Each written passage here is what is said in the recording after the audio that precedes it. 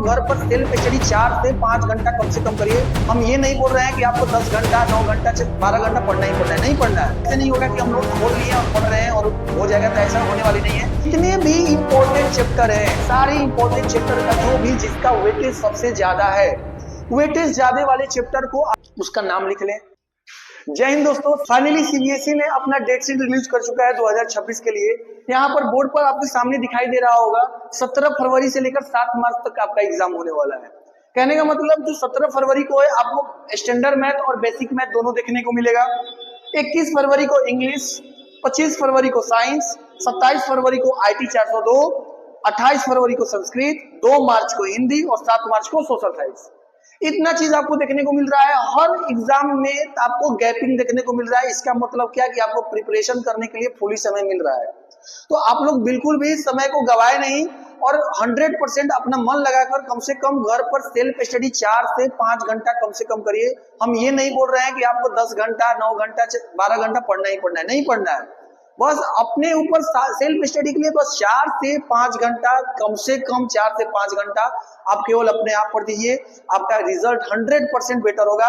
और कहने का मतलब है, और किस तरीका से पढ़ा जाए, तो किस तरीका पढ़ने के लिए आपको देखो स्ट्रेटेजी बनाना पड़ेगा। ऐसे नहीं आएगा, तो ऐसे नहीं होगा कि हम नोट्स खोल लिए और पढ़ रहे हैं और हो जाएगा, तो ऐसा होने वाली नहीं है। तो सबसे पहला चीज आपको किस तरीके से प्रिपरेशन करना है वो हम बता रहे हैं।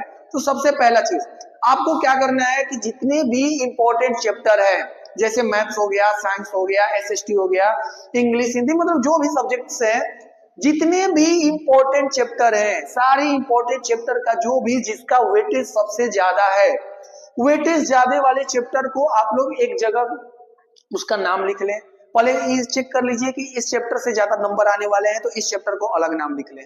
मतलब अब क्या करना है, उस चैप्टर को 100% क्लियर पहले क्या करना है कि जितने भी आपके पास आर.एस. अग्रवाल का बुक होगा, एनसीईआरटी का बुक होगा। लेकिन एक बात और ध्यान में रख लीजिएगा, जो एनसीईआरटी का बुक, जो इंसान, जो भी लोग सोच रहे होंगे कि एनसीईआरटी पढ़कर हम सीबीएसई का एग्जाम पास कर लेंगे, तो समझ जाओ कि उनका 70% एबव आने वाला नहीं है। क्योंकि एनसीईआरटी में वैसा अब जिस टाइप से अब क्वेश्चन पूछा जा रहा है सीबीएसई में, कॉम्पिटिटिव बेस्ड क्वेश्चन पूछा जा रहा है, केस बेस्ड क्वेश्चन पूछा जा रहा है, असर्शन रीजन पूछा जा रहा है, स्टेटमेंट वाला क्वेश्चन पूछा जा रहा है, तो इस एनसीईआरटी में इस तरीका का क्वेश्चन नहीं दिया हुआ रहता है। तो कहने का मतलब ये हुआ कि एनसीईआरटी पढ़ने से तो बिल्कुल भी नहीं होने वाला है। तो आपको कम से कम एक बुक खरीदिए जिसका नाम है ओसवाल का बुक है, उसका सैंपल पेपर लगाइए, रेगुलर सैंपल पेपर सोल्व करिए। पहले सैंपल पेपर सोल्व करने से पहले अपना सिलेबस कंप्लीट करिए। सिलेबस कंप्लीट करने के बाद 100% आप केवल टू केवल previous year question, sample paper question कोशिश करिए, तब आगे जाकर आपका कुछ रिजल्ट बनने वाला है। अगर सोचिएगा एनसीईआरटी पढ़कर हम अपना रिजल्ट बना ले, तो ये होने वाला नहीं है। दिमाग से निकाल लीजिए कि एनसीईआरटी से हमारा एग्जाम 90% आने वाला है, बिल्कुल भी पास हो जाइएगा, लेकिन नंबर नहीं आने वाला है। 90% आप एवं जा ही नहीं पाइएगा एनसीईआरटी केवल पढ़कर।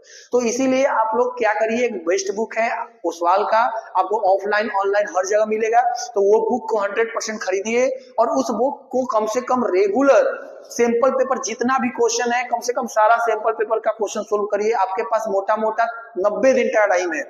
देखिए यहाँ पर 17 फरवरी से आपका एग्जाम होने वाला है, तो और आपके पास टोटल पूरा का पूरा नवंबर का मंथ बच रहा है, दिसंबर बच रहा है और जनवरी बच रहा है। तो आपके पास केवल 90 दिन का टाइम बचा हुआ है, और 90 दिन में आपको किस तरीका से आपका स्ट्रेटेजी बनाना है वो आपके ऊपर डिपेंड करता है। तो किस तरीका से बनाना है अभी हम बताए ही हैं कि सबसे पहला काम करिए कि अपना सिलेबस को कंप्लीट करिए।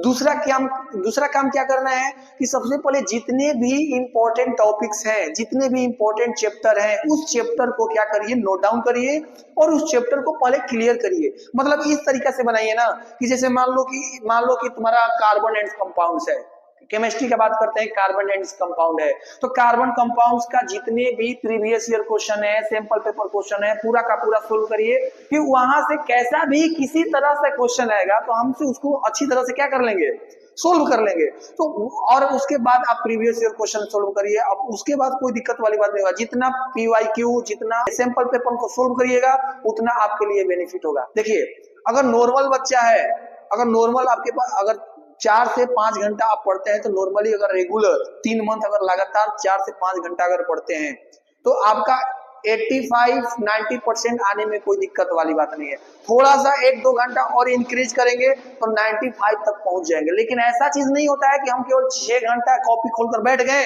और कुछ पढ़ ही नहीं रहे तो उससे कोई फायदा होने वाला नहीं है।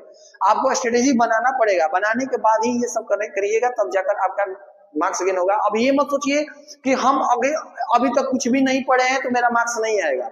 ये बिल्कुल सोचकर मत चलिए कि हम अगर अभी शुरुआत से जनवरी से लेकर अभी तक हम कुछ नहीं पढ़े हैं तो मेरा कुछ नहीं होगा। अभी से मन लगाकर तीन मंथ आपके पास है, 3 मंथ अच्छी तरह से आप पढ़िए।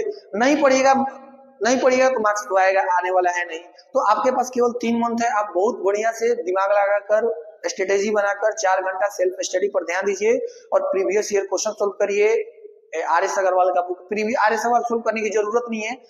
अगर पूरा आपका सिलेबस कंप्लीट है तो आप प्रीवियस ईयर क्वेश्चन बनाइए और उसके बाद सैंपल पेपर क्वेश्चन सोल्व करिए। बस इतना 2 काम करिए। और एनसीईआरटी तो सोल्व करना ही करना है, उसमें कोई बड़ी बात नहीं है, लेकिन केवल एनसीईआरटी के ऊपर डिपेंड मत रहिएगा। इतना ही हम आपको बोलना चाहेंगे। और आपका एग्जाम बहुत ही जल्दी आ रहा है, आपके एग्जाम के लिए बेस्ट ऑफ लक। बहुत जल्द हम लोगों का रिवीजन बैच स्टार्ट होने वाला है। जितने भी इंपॉर्टेंट क्वेश्चन होने वाले हैं एग्जाम में, एग्जाम के रिलेटेड, वो सारे के सारे क्वेश्चन इस चैनल पर कराने वाले हैं हम। सभी के सभी क्वेश्चन यहाँ से देखो, जितना हम क्वेश्चन कराएंगे ना, इतना याद रखना उससे बाहर तो आने वाला है नहीं। तो जितना भी क्वेश्चन कराएंगे वो इसी अंडर में आएंगे। तो कहने का मतलब क्या कि आप लोग चैनल से जुड़े रहें और जो भी क्वेश्चन हम रिवीजन बैच लेकर आएंगे, वीडियो लेक्चर आएंगे, तो जितने भी क्वेश्चन कराएंगे वो सारे क्वेश्चन आप लोगों को कॉपी पर उतारना है और करना है, और साथ में सैंपल पेपर पीवाईक्यू करना है। उसके बाद आपका फिर देखिए कोई नहीं रोक सकता, आपके 90% एबव लाने से कोई रोक नहीं सकता है। ठीक है, तो मिलते हैं हम लोग अगले वीडियो में। Thank you.